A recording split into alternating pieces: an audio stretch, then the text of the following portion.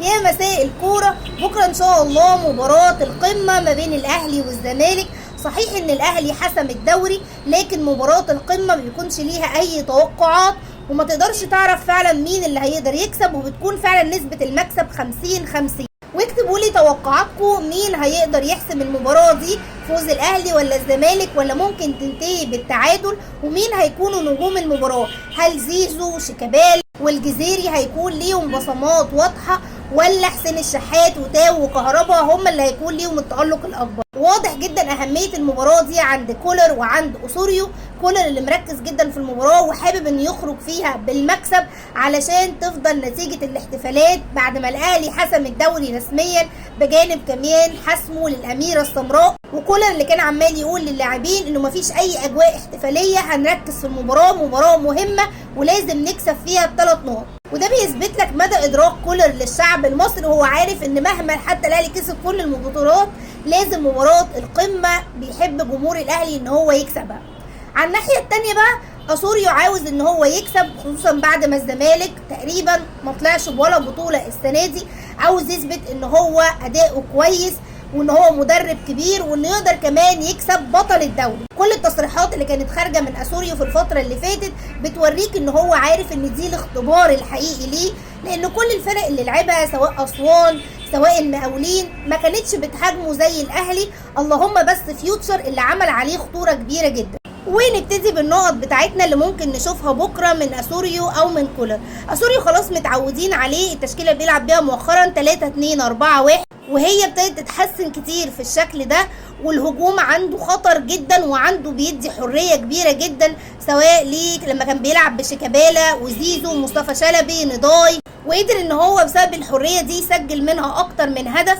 فهنا لازم الاهلي يخلي باله، ولازم انت يبقى حد دايما مع زيزو ومراقب زيزو، لانه بيشكل نسبه كبيره جدا من خطوره الزمالك. ولازم كمان الاهلي يقفل على الزمالك التسديدات، لان زي ما شفنا المباراه بتاعت فيوتشر اتفتحت بتسديده من زيزو هايله جدا، وبيحاولوا يلعبوا في العمق اللي بيكون موجود. فلازم بقى حد بيرجع يغطي، سواء بقى مروان عطيه، مش عارفين لغايه دلوقتي ديانج هيشارك ولا لا. فلو ديانج ما شاركش، هل ممكن بقى يبقى فخر او قندوسي؟ لازم حد يرجع يقفل المساحه دي، يبقى زي ستاره قدام عبد المنعم وياسر ابراهيم. الزمالك كمان بيعتمد على فتوح، وليه اكتر من دور. هو مش بيعتمد عليه كباك ليفت على قد ما هو بيكون بيلعب زي رقم 8، وبيتحول بعد كده لباك ليفت، سواء لو الكوره معاه او لو الكوره ضده بيرجع ان هو كمان يحاول يعمل التغطيه الدفاعيه. وهو مفتاح لعب كبير جدا للزمالك. برضو لازم تحاول ان انت تسد عليه الجاب دي، سواء بحضن من خط من نص الملعب او هاني. والترحيل طبعا اللي هيعمله كولر بقى مميز جدا فيه.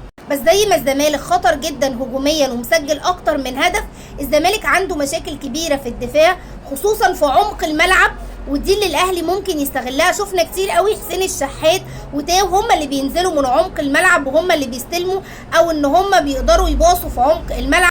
تاني حاجة الزمالك عنده مشكلة فيها هي الارتداد الدفاعي للوينجين حتى اللي بيلعبوا عنده. انت لو ضربت كمان اول خط الزمالك عامله، بتلاقي نفسك اتحولت لانفراد، زي الكوره كده اللي شفناها في فيوتشر مع احمد عاطف. فالاهلي لو عمل اللونج باص اللي بيعملها كل مباراه، اللي هي لحسين الشحات او فتاو في ظهر المدافعين، هتبقى خطر جدا. او اللونج باص اللي ما بين الدفاع لكهربا ممكن تعمل انفرادات والاهلي يقدر يسجل منها. سلاح التسديد كمان هيكون مهم لمشكله عمق الملعب اللي عند الزمالك، لازم الاهلي يستغلها. شفنا الماتش اللي فات واللي قبليه الاهلي كان بيسدد، بس ما كانتش بتترجم لاهداف.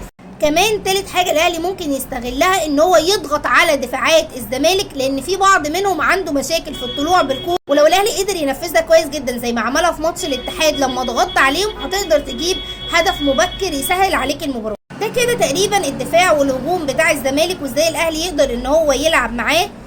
بالنسبه بقى للاهلي هجوميا ودفاعيا، الاهلي بكره كمان هيبقى بيفكر في عدم وجود ديانج، مين هيقدر يملى المكان ده، وخصوصا ان ديانج كان سد منيع، وبان هو بيحاول يقطع كل الكرات، وبيحاول كمان مع السكند. شفنا ان هو كان بيجرب فخري وقندوسي في ماتش الاتحاد، وقندوسي كان عامل اداء دفاعي، بس مستحيل تقارنه بديانج.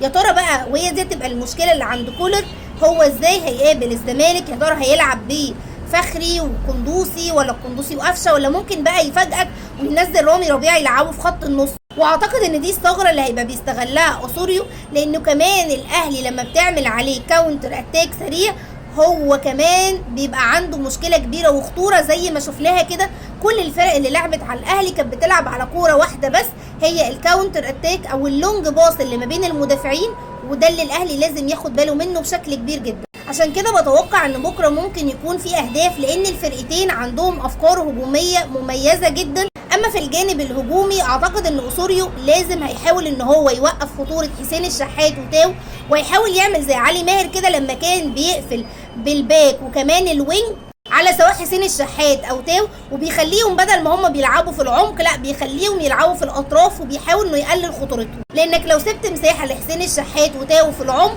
هيبقى فيه خطوره كبيره جدا على دفاعات الزمالك. والفرقتين بصراحه لازم تخلي بالها من الضربات الثابته، وبالذات الاهلي ساعات بيجي سهو من اللاعبين وعدم تركيز ممكن الزمالك يستغلها عليه، سواء الفاولات وبالاخص الركنيات اللي بتبقى على الاهلي.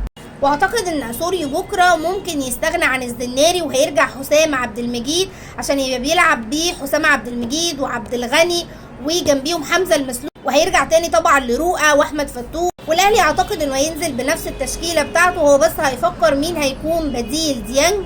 وانا بتوقع ان ممكن المباراه تنتهي بالتعادل او فوز الاهلي بفرق هدف، سواء بقى 2-1 3-2.